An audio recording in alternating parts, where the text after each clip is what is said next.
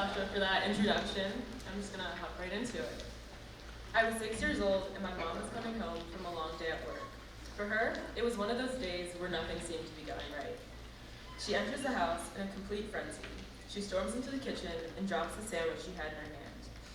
6-year-old me looks up at her and sees her complete and total frustration. According to my mom, I got up and walked over to the paper towels. I could barely reach the time, but I grabbed onto a sliver of paper towels from the roll and just started pulling away. She says the entire roll starts to unravel as I pull it across the kitchen floor onto her mess.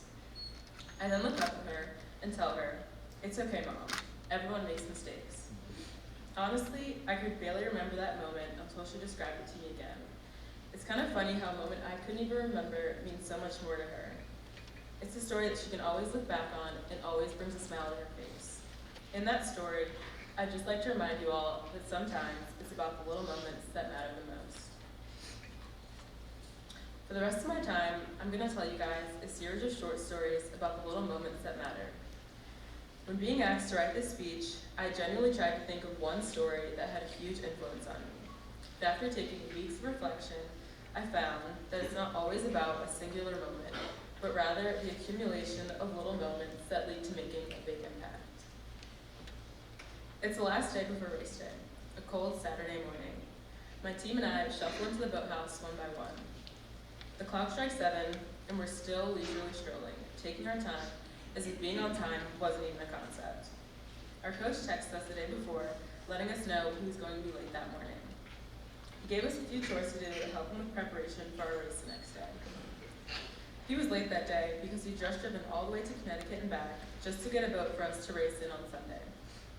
We all finally arrive, and our coach is still on his way. We all decide to just gather around and spend our time talking to each other. Before we know it, we hear our coach speeding into the gravel lot. We hear the gravel flying underneath his tires. He swerves into his parking spot, hops out, and slings the door closed. "Ladies, why are you standing around? Didn't I give you something to do? The least you could do is make it look like you're doing something. You know we have things to get done. Unless you want to be here till it's dark outside, get moving, now." The ambiance immediately changes. We all feel bad, but simultaneously we think, that's just coach being coach. Why does he have to freak out all the time? He's just overreacting. In retrospect, we should have done something, anything, or at least put the tools in the trailer to be taken to the race course. Anything that could have made it easier for our coach to get ready the next day. Months later, I realized that the frustration my coach was truly expressing was probably because we'd all taken for granted some of the things that he'd done for us. He did just travel 8 hours to get us a new lightweight boat that would increase our chances to beat another team without any guarantee that we actually win, but simply because he knew it gave us more confidence. Even after he sacrificed his time, we failed to honor the one thing he asked us to do, which was simply complete a task. By not putting in the work, we failed to show our coach the respect he deserved and failed to recognize his selflessness. The little moment that mattered was recognizing how much my coach sacrificed for my team and I. The big impact was the lesson I learned of not taking people for granted. For the purpose of this next story, I'm going to call my friend Amy. I grab my things from my locker and slam it shut behind me. I look down at my watch. It's 2:54 p.m. I adjust my bags and head out to the junior lot to meet Amy. Despite being in different grades, Amy offered to drive me to practice every day because we both rode for the same club team, so she agreed to drive me because we were going to the same place anyways. I get to the car and she spots me via the rearview mirror. The trunk pops open, I throw my bags in and hop into the passenger seat. She immediately asks me how my day went. I tell her it was good, the average day at the academy, not boring, but not exciting either. I ask her about her day, and she says hers is the same as mine. She starts the car, clicks her seatbelt, and we're on our way. About 3 minutes of silence goes by, and then she blurts out how she was super anxious about our upcoming season. That made complete sense to me because our season was just beginning and a lot of things were unknown. We didn't know who was rowing with who, if anyone on the team would get injured, if the weather would be good, or if our new coach would fit the team dynamic.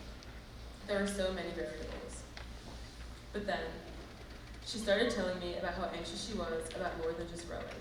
Her family life, her recruitment process, her friends, a essentially every aspect of her life. Amy was a senior at the time, and she only had a few months left at GA, so in reality, I couldn't solve her problems. But the true help came by me being there to just listen. I then realized that sometimes people aren't looking for me to fix their problems, or judge them, or give them my version of the best advice, but they just need someone to listen.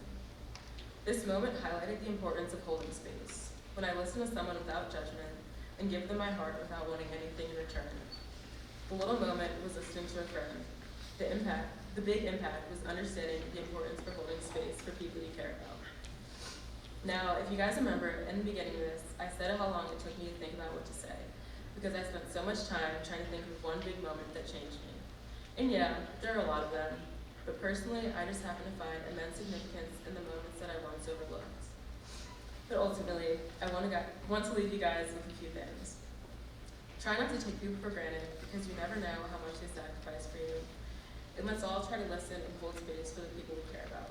And my last thought is inspired by Robin Sharma, who's an author, and it's that sometimes it's about the smallest of actions, which in turn can be better than the noblest of intentions. Thank you, guys.